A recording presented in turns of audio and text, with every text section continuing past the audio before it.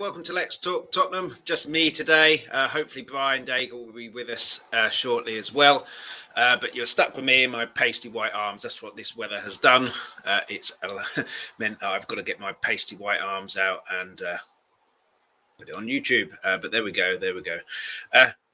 First and foremost, thanks so much for watching. Please get your comments in. Hit the like, hit the subscribe as well. Big up to you, Kuva, in the chat. How you doing, buddy? Please get your comments in. Hit the like, hit the subscribe. Really helps the channel. Hit the notification bell as well. You'll then be notified every time we're going live. Just me today. Talking about the Chelsea preview. Huge game. A chance to make a real statement. But first things first. This always happens, but never mind. I put the intro up.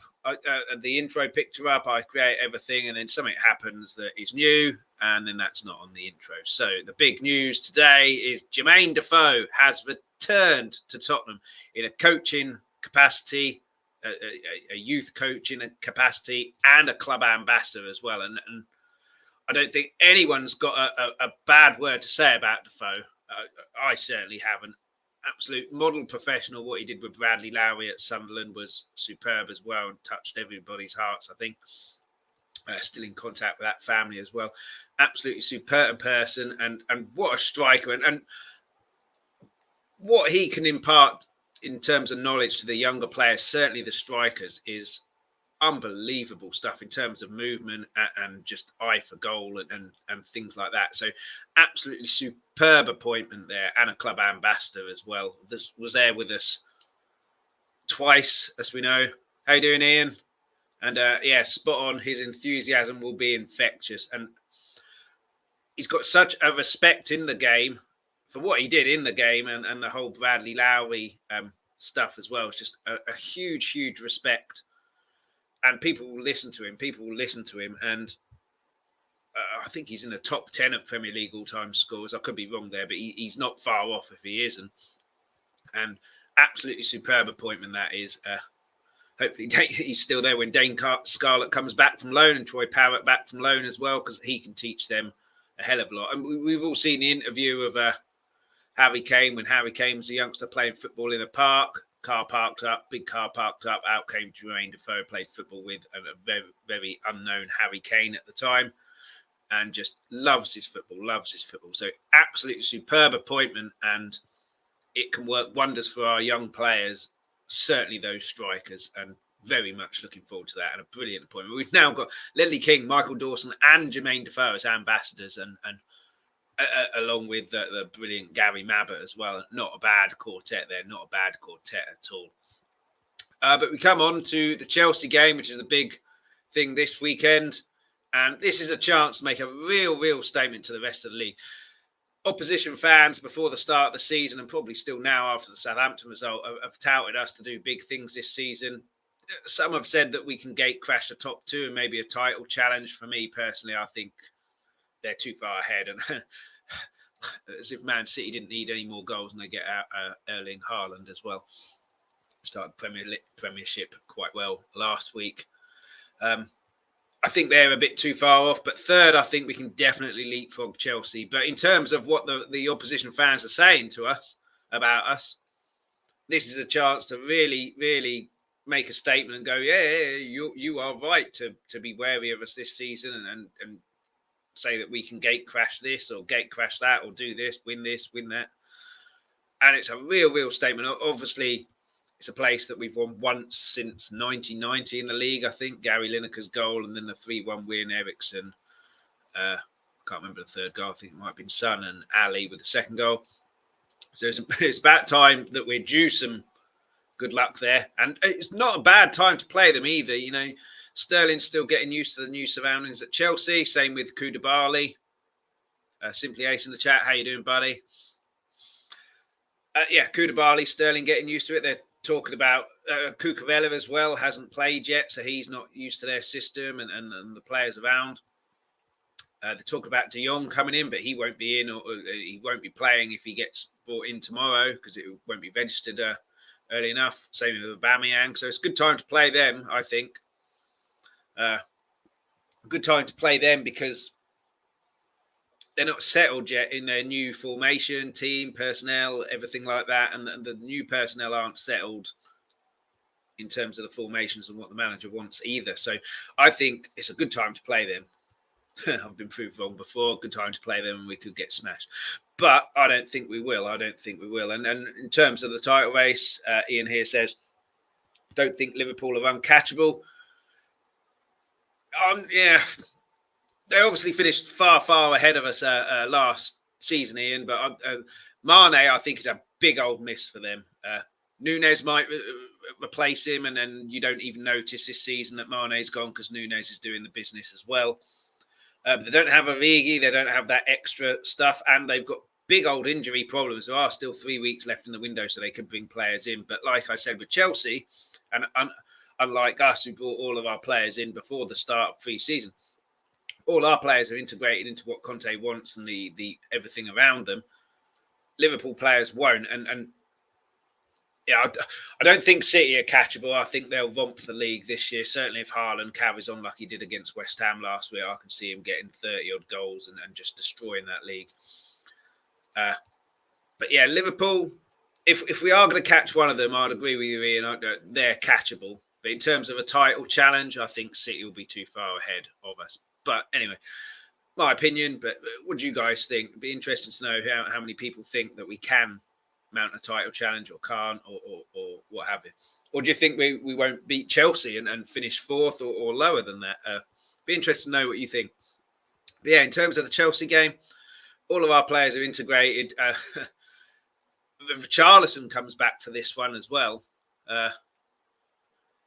Yeah, let me bring that up. Richarlison is back for this one as well. He obviously didn't play any part. He was at the ground, but in a suit on the sidelines for the Southampton game, suspended after the ridiculous excuse of him trying to throw a flare over the stadium.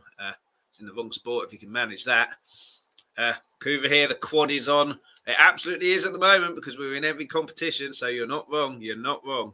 And imagine if we won the quadruple after, the years that we've had, and now we've got Conte and Kane, Son, Kulu. Imagine that. But yeah, Richarlison back.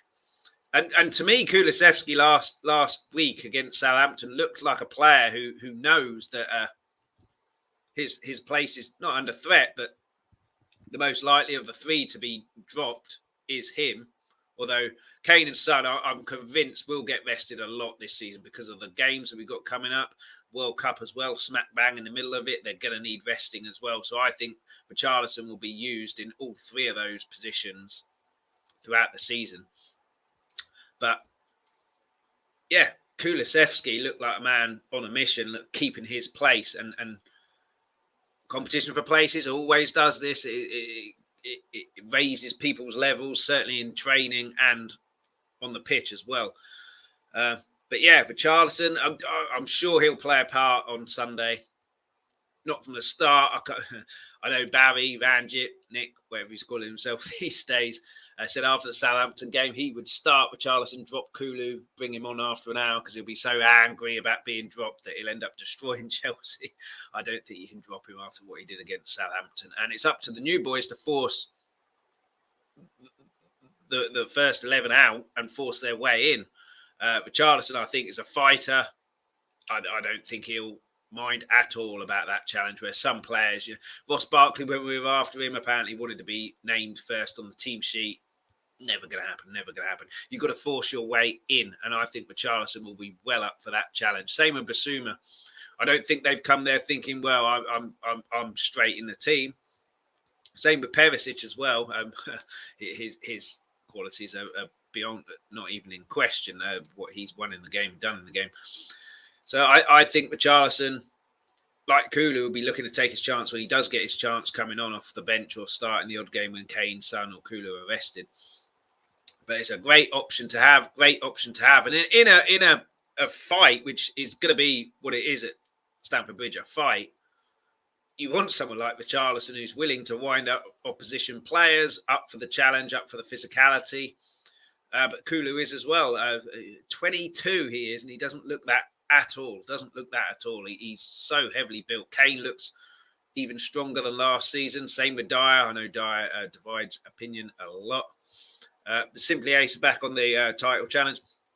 Can't see us catching Liverpool and City to win the Premier League. Third is a real possibility. Not saying we'll win the Champions League, but have a better chance of that competition over the Premier League.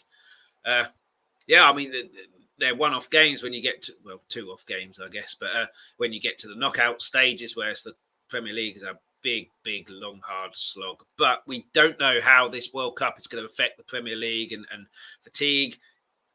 I would not mind betting at all that one of the big hitters in the Premier League gets injured during the World Cup. Won't be Haaland because they're not in it, but hopefully it's not Kane. Hopefully it's not Son. But it wouldn't surprise me if one of the big players for the big teams gets injured during the World Cup, and then that can derail their season and has a big say in who wins the Premier League, Europe, and relegation, whatever. So we don't know how that will affect things. But yeah, in terms of Richarlison, he'll definitely come on, I think. Same with Bissouma. I'm not sure. We'll come on to the midfield a bit, but I'm not sure who Conte will pick for the midfield too. Because like I've said before, Bissouma can do absolutely everything. Absolutely everything. But yeah, and another one from Kuva here. The thing with causing an upset is it's never on the cards. Just make sure we stay in touch with the leaders, see what happens. Absolutely. It'd be very, very interesting if come the World Cup, which is November, we're in with a shout and being talked about as title contenders, because then the World Cup happens. I think there's about a week after the World Cup where then the transfer window opens. So if we're in touching distance, Conte will be demanding signings in and tweaks to the squad. And Levy has to do that for me. He has to do that for me. And he's obviously done it this summer, which is great, but he needs to do it consistently now. It's all very well doing it once. Not enough. You've got to consistently do it. Alex Ferguson always consistently changed his team, always consistently got his players in early, always consistently got people out the door who didn't want to be there or he didn't want to be there. Consistently. And that's a big mark of his success there. I mean, there are so many more things that are the reasons why Sir Alex Ferguson was successful. But in terms of transfers, he always did the same thing consistently. And that's what we need to do now. We've done having a discussion on Tommy's channel yesterday, the Hotspur Hood. Go check that out and make sure you subscribe to that. But has it been a good window or a bad window? Indifferent window for me. It's about 7 out of 10 at the moment. Need to get Ndombele out. We've got to get a few others out. Winks, I think, for his own good, own sake rather than just ours. But a few players out. And I want a centre back in and someone creative in. I think that would be a good window. But compared to what we normally do, this has been a superb window. Normally, we don't get one player in before the season starts, let alone 6. And all 6 of those, I think, are Conte signings. Even Jed Spence, who he said wasn't his signing, but is a Conte signing in the sense that he's a wing-back who goes forward and likes to get forward. That's what Conte likes. We saw that with Victor Moses and countless others, full wing-backs who go forward. Haaland getting a rest is a massive bonus for City. Absolutely talked about the World Cup there. But, Kevin De Bruyne can get injured. I'm not sure if Riyad Mahrez is in the World Cup, but Bernardo Silva must be. Diaz, a lot of that, Edison. So it can still mess their season up. And SH Spurs 1, how you doing, buddy? I want Bremner. He's a centre-back, I think. Or is he a wing-back? I'm terrible with that. Someone who's been doing a podcast and has live streamed for a couple of years should know this, but he's been one that we've been linked with. Whether we'll get him or not, I don't know. But I think we need a couple more players in, and then it's a real big. We could have a title challenge here. At the moment, I think we're a couple of players short. But compared to what we normally do in a transfer window, this has been a superb window in the sense that we never, ever do this. And yeah, SH Spurs has said he's a centre-back. So that would be a good signing for me. And that's the only one position I think we don't have real competition for places. We got it in midfield. An extra creative player up top, I think, could then allow Richarlison to be Kane's understudy, but Kane's direct competition rather than being playing along all 3. And yeah, centre back. Other than Lenglet, when we've got 3 of them, we've only really got Lenglet, and then we're down to Dier and Sanchez. So one more there for me.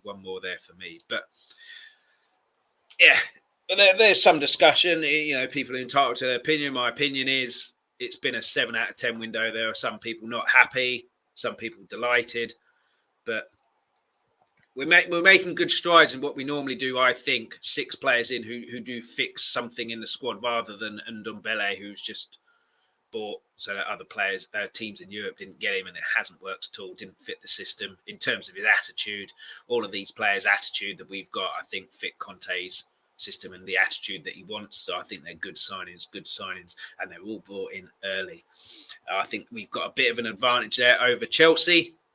And certainly Liverpool now, if Klopp does jump into the transfer window because of the injuries that they've got, where City have kind of done all their business really. They've got a few players coming in and out, but they're probably going to be fringe players.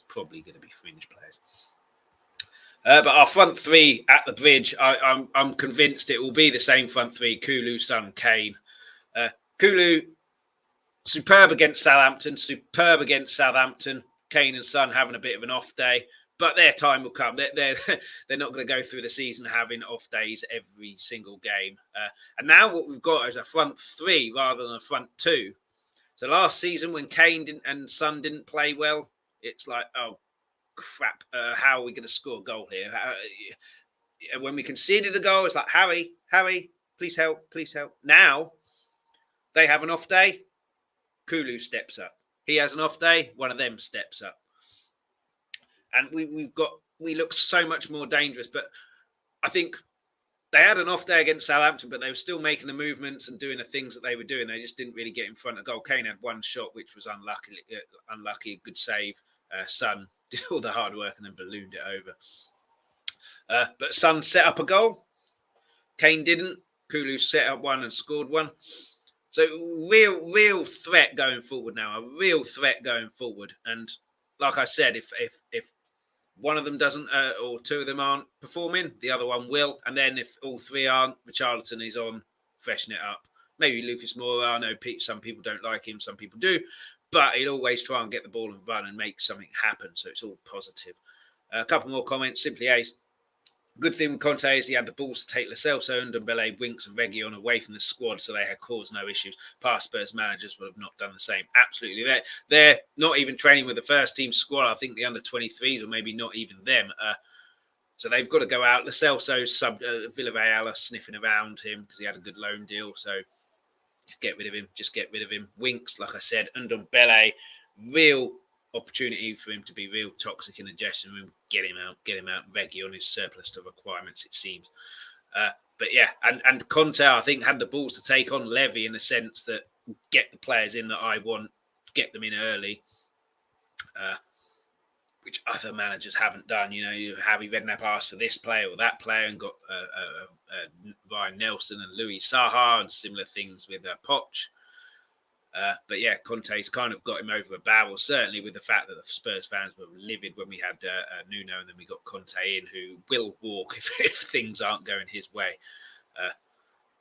And yeah, Ian here, we've got numbers, but are the personnel strong enough at right wing back? Cess was excellent versus Southampton. Be interested to see Perisic at right wing back.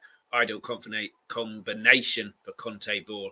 I think Perisic could be our most important signing here of the summer for me, because I think he will take Cess and Spence aside and give them tips, help them, and try and it's not tutor, but what's the I can't think of the word, mentor them and help their game improve.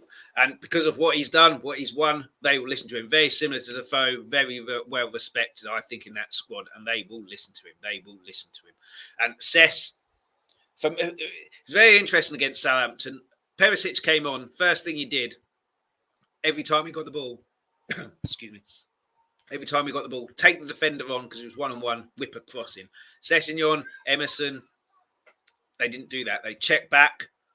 They didn't take people on. Hopefully, the goal for Sessegnon does him the power of good. And we see what we saw against. From him at Fulham in the league, you know, the positivity. He was a winger then, not a wing back. But I think Perisic could be vital to his development, and Spence as well. I know Spence is over the other side, but same position. But yeah, it'd be interesting to see who starts at left wing back and right wing back. I think Emerson isn't that bad defensively when you tell him just defend. when he has to think about defence and attack, I think that's when his concentration goes all out the window and then he doesn't seem to know what he's doing. But against Man City, when we won 3-2, I don't think he went past the halfway line. He obviously had Kulusevski there as well, who, despite what he does going forward, his dedication to help the defence is superb as well and helped him out no end. But he looked okay for me, Emerson, in that game. But he was told, I think he was told, do not go forward, just defend. And he looked okay there. Whereas Southampton, he went forward, obviously. But defensively, the goal was his fault, diving in. And it's when he's got other things to think about. So it'd be very interesting if he can play. Not if he can play. Who Conte chooses against Chelsea to start in the wing-back positions. For me, Cess, I think it sends out a bad message if someone has a good game and then you're dropped. I think it was very good, the Southampton team sheet, where it's the same first 11, I think, that ended the game, that started the game against Norwich at the end of last season. You got us in the Champions League, up to people to force you out, but you've played well, you deserve your spot in the team. So I think that was good. And I'd be picking the same team as you can. Emerson, I do worry about, but again, he got him in the Champions League. He came in for Doherty when Doherty had got injured, when Doherty was playing quite well. Didn't really notice him in the last few games because he didn't put any foot wrong. Be very interesting. Perisic, though, will be a player who knows about the big games and everything. He's played in the World Cup final.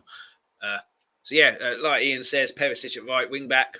Possibly not the worst idea, but yeah, it'd be very interesting to see who he picks. But our front three is superb. Our defence, not so. Where do you start with the defence?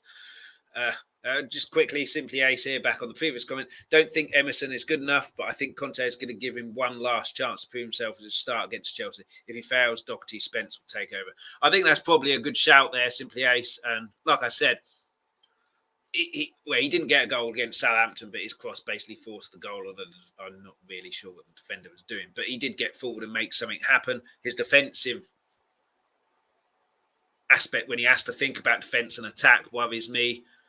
Certainly against Chelsea. And then Sterling, does he play on the right or the left? I can't really remember. He can probably switch, but he's going to have some winger on him. It'd probably be Chilwell or Cucurella if he starts as well, who like going forward. But yeah, I'd give him the chance. It's still early in the season. I obviously want to win against Chelsea. I hate Chelsea. But I think you've got to give the chances when people are taking them. Whether he's taking it in the sense that, you know, he's not good enough long term. I don't think there are better wing backs there, but he did get you in the Champions League and he played well against Southampton, certainly in the second half. So I'd pick the same team if it was me. But yeah, our defence. Romero is obviously our best defender. Quite what he was doing at Southampton when we went 4-1 up and then he dived in two-footed. Could have easily got sent off there. VAR here now.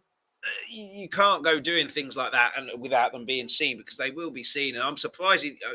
I'm not sure if he got a yellow card or not, but when I saw it at the stadium at the time, I was down the other end, admittedly, and they didn't show a replay on the screen. But at the time, I thought, what are you doing? You're 4-1 up, no need. So he's got that rush of blood to the head. And now we come to a game where, you know, we all remember the Battle of Stamford Bridge, Battle of the Bridge. Tempers can flare. And this was Romero, where tempers weren't flaring because we were 4-1 up and fairly comfortable. God knows what he's going to do if it turns into a physical fight here again. And Richarlison, if he comes on, he's not averse to getting stuck in and going a bit over the top. So it does tempers need to flare. But in terms of defending, Romero's superb, isn't he? He's our best by a mile, but I don't think he's essential of the three. He played there when Dier was injured and he didn't look comfortable there. So that's where we need, like SH Spurs 1 said, Bremner or someone like that, an actual centre back and a leader there. I quite like Dier. Is he the best? Not at all. Is he the worst? Absolutely not. I'd rather have him in our team than Harry Maguire, let's put it that way. But he can be improved on. But I do think he offers something. Romero looked a lot more comfortable when Dier was playing in the centre. Certainly when compared to when Sanchez was playing there. I would say Rodon, but I don't think he's ever played under Conte. But yeah, Davies is fairly strong. Someone did say at the ground, the guy I sit next to, he's brilliant at the last ditch challenge, makes him look good, but positionally not quite there, which is a fair point, but he is the slowest of the three, I think. That's probably due to his age. He's never really been the quickest. But I do think they've got an understanding those back three. But set pieces, you can see goals all the time from set pieces. You've got to imagine this Koulibaly is fairly good set piece delivery. You've got Chilwell there who can put a ball in, Mount as well. I do worry about the defence. And under the Poch years, the 16-17 season, I used to go into games going, we'll keep a clean sheet here. It's just whether we can score goals. Now we need to score 2 because we're going to concede at least 1. And that's slightly worrying. So that's why I want that centre-back in. Just for competition for places. And it keeps people like Dier and Romero on their toes. I mentioned with Kulusevski, Richarlison coming in. It's like, right, okay, I'm going to keep my place. We need that for the defence as well, because otherwise, those 3 in particular, when there's only Lenglet, he could replace Davies, I guess. We haven't really seen too much of him. But other than Lenglet, Sanchez ain't good enough. Not for this level and what we want to achieve. There's question marks whether Dier and Davies are as well. If you want to win leagues, as much as I like them both, probably not. You need to improve on them. But yeah, and it's tricky with that defence, really tricky with that defence, because they are leaking goals. And yeah, and we've got 24 people watching at the moment, 9 likes. Please hit that up. Please get that up there. It really helps the channel. Really appreciate it. And I appreciate everybody in the comments as well. Keep them all coming in. Thoughts and opinions on what I'm talking about here. But yeah, I think the midfield, in Poch's era, 16-17, I think Wanyama was massive. I mean, he was a beast anyway, and he was superb. But he marshalled that defence in front, so hardly anything got through. You had Dembele there as well, who occasionally would go past the halfway line, but was so disciplined and so good at keeping the ball. In terms of keeping the ball, I think Bissouma can be the new him. But, I mean, Dembele was possibly the most underrated player in the Premier League history. Unbelievable player he was, and what he did for the team went very much under the radar, unless you were a kind of Spurs fan who watched them week in, week out. But those 2 there, marshalling that defence, allowed your Walkers, your Roses to go bombing forward, but we still had the security there with 4 people back, and Walker and Rose had brilliant engines to get up and down, and then allowed the front 4 of Kane, Son, Eriksen, Dele to, do your stuff. A couple of comments here. Simply Ace. Only Romero at the back 3 is more than good enough. But if Dier and Davies continue throughout the season at the back, we will struggle to compete for trophies. We need another centre back. I agree with that. Pretty much spot on, 100% for me. But Romero does need to temper that. Not even sure if that's the word. Calm that temper down when it doesn't matter. 4-1. No need to go in for that. Yeah, go in hard, but stay on your feet. Don't go diving in. It looked like 2 feet were off the ground. They didn't really show it on Match of the Day, which I'm surprised about. But we do need another centre-back, I think. And not a Joe Rodon centre-back, a proper centre-back. If we could have got Koulibaly, that would have been a brilliant signing. But we can't get him, so never mind that. And Ian, all the criticism of the defence, we don't concede many goals. Classic sum of the total being greater than the component of its parts. That's true. But do you go into games now thinking that we're going to keep clean sheet? Because I don't. Certainly under the Poch era, I did, 16-17. And if we went 1-0 up, we've probably won this game now. Be interested in knowing if how you feel going into games now in terms of the defence and keeping a clean sheet. Be interested to know that. But yeah, so want a centre back in. I think Chelsea will score, but there is something that Max said it on Tommy's show yesterday, and we were both at the game, Southampton. There's a positivity at the ground now. And last season, when we conceded a goal first, a fairly early goal, or certainly in the first half, it wasn't a groan from the fans, but you could feel the tension of, if Kane doesn't score here, we or Son doesn't score here, we've lost. There was so much optimism. It was almost like, well, we've won this game anyway. It's just a matter of when we score a goal. And then within 20 minutes, we were in front, which we didn't really see that at all last season. We were drawing with City 2-2 and then scored a winner, but they attack us.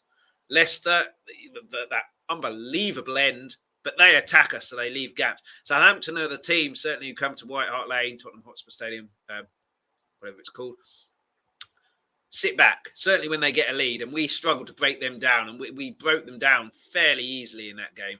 Whether it's because they're not the greatest team and worse than they were last season, and they're going to really struggle, don't know. But we struggled against teams who sat back, regardless of where they finished in the league last season. So there's a huge amount more optimism, I think, in what we can do. And I think that's Conte's optimism that he's rubbed off on the players, which then rubs off onto the fans. And everybody's feeling it now.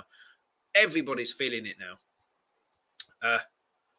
And yeah, long may that continue. We've got to take that to Chelsea. Hopefully they're worried about us, certainly that front three, and then we can take advantage of that. But I think it will be probably an open game because Chelsea are at home. They'll want to win. And Ian here, I'd like another top centre-half, but I'm not panicking. When Romero was out versus Arsenal, there was panic in the pub. Sanchez came in 3 games, no goals conceded. I do agree with that. I was trying to get my dad to put a Spurs kit on and take Sanchez's place. That's how worried I was about that. But yeah, like you said, Sanchez did, like Romero, like I said about Romero, I didn't really notice Sanchez playing, which historically you notice Sanchez playing because he makes a mistake and concede goals. I think for 3 games or so, absolutely fine. For like 5 weeks, 5 months, he's not the answer. But I do agree with you. I'd like a top centre half in. But I also agree not panicking because, like we were saying, a lot of Spurs channels saying at the end of last season, we need like 14 players in here, but we won't get them. We've got 6. We almost got half of what we wanted. Whether they're the right players or not is beyond the point. It's beside the point, sorry. We wanted a load of players in. We've got a load of players in, not as much as we need, but we're heading in the right direction, I think. And centre half, if we get a top centre half in, I think we can be really competitive in terms of competition for places there, which is my only weakness there. Me and Tommy had a bit of a debate last night about whether we've got a backup striker for Kane. If Kane gets injured, but you could say that about anyone. If Salah gets injured, they really got to replace him. You could say Nunez, but he's playing instead of Mane anyway. They haven't got Vigi to come in. So, and if Haaland gets injured for a long term, they haven't got a striker at all, really. Simply ace. We have a chance against Chelsea, but it's in our ability to defend set pieces, which is capital letters worrying. Absolutely. We've got the set piece coach in. It's not going to be something when you concede all these goals from set pieces, you bring a coach in within a week, you don't concede anything. It's not going to be like that at all. It's going to be a gradual process and also attacking set pieces. But we have to be better. We have to be better. Certainly when set pieces, corners, close free kicks are a big old part of the game these days. Have been for a long time. We can't defend them. That is worrying. That is worrying. But yeah, in terms of our midfield, likelihood it's going to be 2 in midfield. Who are they going to be? So Højbjerg, Bentancur started against Southampton. Højbjerg was at fault for Southampton's goal. Just misjudged the flight of the ball. Obviously couldn't get out toward Faust because he was in the air and steadying himself. But he needs to be more aware. Bissouma has had COVID, so only came back. It's a bit annoying with the last 4 subs where they were waiting for 5 minutes to come on, but the ball never went out of play. So they missed out on 5 minutes of game time. But Bissouma had that shot at the end. No shortage of confidence there. I mean, the game was won, so yeah, no shortage of confidence. But I'd probably stick with, like I said, the first 11 that started against Southampton, just because it's up to people to force them out. But what I would say about Bissouma, I think Bissouma can do absolutely everything in midfield. He can be the Wanyama, marshalling. He can be the one who's herring about, breaking play up like Kante. I'm not saying he's as good as all of these players. I'm saying in terms of how he can play the game, I think he can do all of their jobs. He can go forward like Yaya Toure. I think he can spot a pass. Maybe not string a game together, but certainly if there's a ball to be played, ping it 50 yards and string a game together. And then he can shoot. That shot at the end, just slightly off target, but add some venom behind it and add some pace behind it. So if I was going to make one change, I'd probably take Højbjerg out and put him in, marshal that defence. But what he can do, which we couldn't do last season for me in midfield, we did it a lot better when Bentancur started playing well, is keep the ball. And certainly away from home, keeping the ball is massive. We saw under Jose, we hardly had the ball and we were under the cosh, under pressure for large periods of games and eventually conceded goals. If you can keep the ball, one of the greatest things that we had in the Poch era with Eriksen and Dembele is when the other team conceded a goal, scored a goal. And quickly, Chris Agenbar in the chat. How you doing, buddy? Under Poch, when the other team scored a goal against us or they were really putting us under pressure, Eriksen and Dembele would keep the ball for 5 minutes, all that momentum, all that pressure evaporated, then we go again. The last few years, we haven't had that at all. When there's pressure on us, it's literally like the Alamo. Pressure. Not saying one player can change that, but if you're confident as a player that Bissouma can keep that ball, you just keep giving it to him.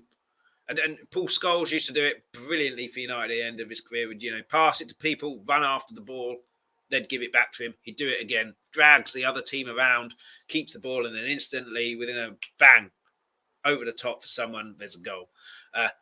If I was going to make one change, it would probably be Bissouma in for Højbjerg. But is he fit enough after his COVID kind of scare? Hasn't really played a huge amount of preseason. Probably not. Certainly Bentancur, I think, stays in. Højbjerg, the criticism of Højbjerg I can understand because his standards did drop, but he played every single game in the Jose season.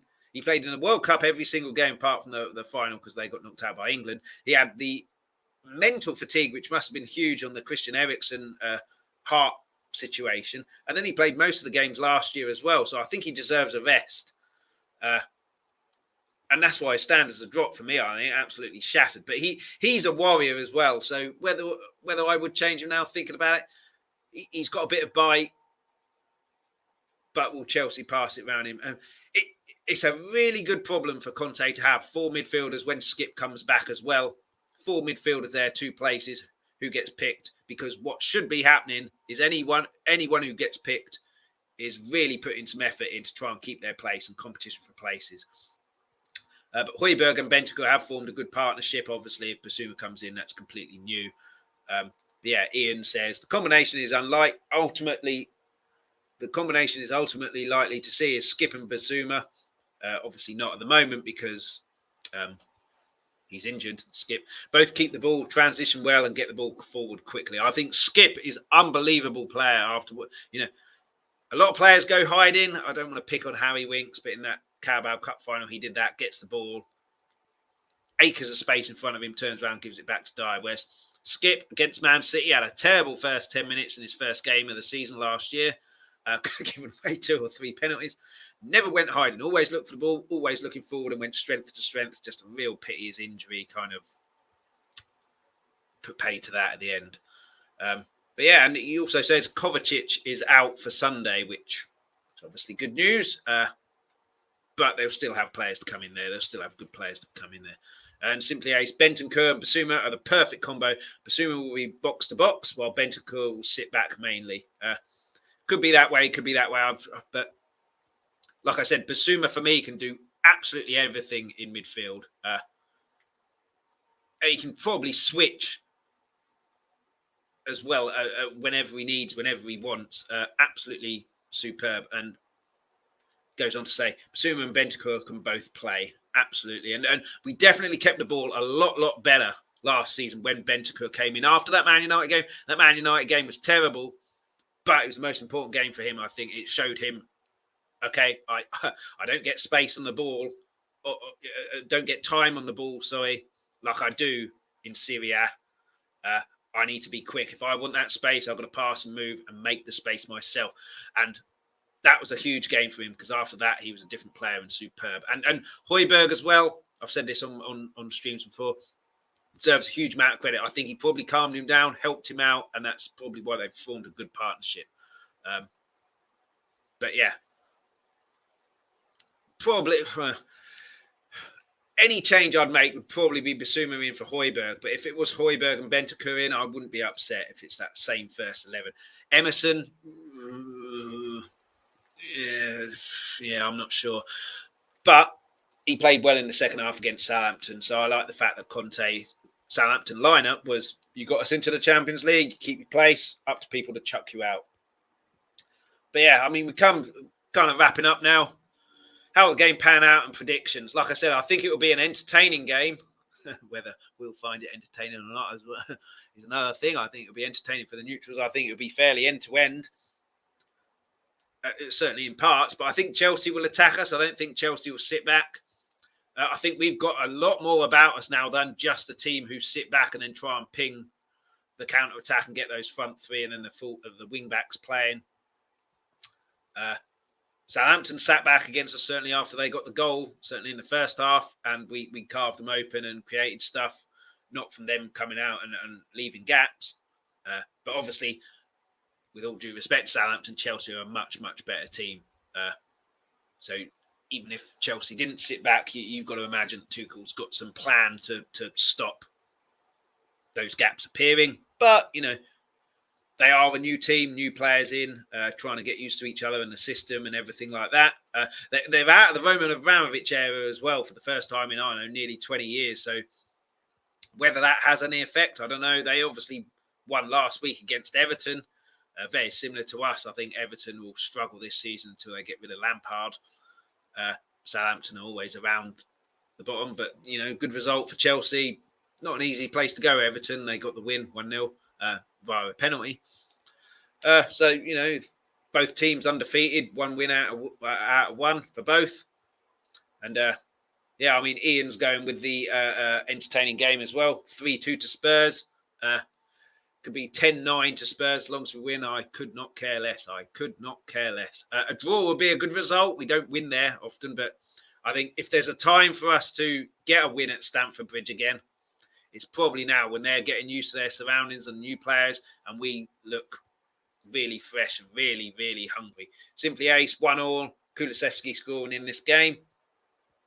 I wouldn't go against that, and he's in my fantasy football team as well, so I'd be very up for that.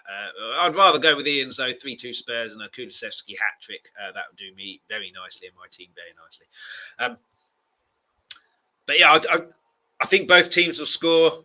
I can't see it being 1-0, 2-0 or 0-0 to 1-0 or 2-0 to either team. But it could be a one-goal game. You never know. It could be I'm completely wrong and both teams don't want to concede too much and do sit back and try and play on the counter-attack. I just don't see that, though. Certainly not at this stage of the season.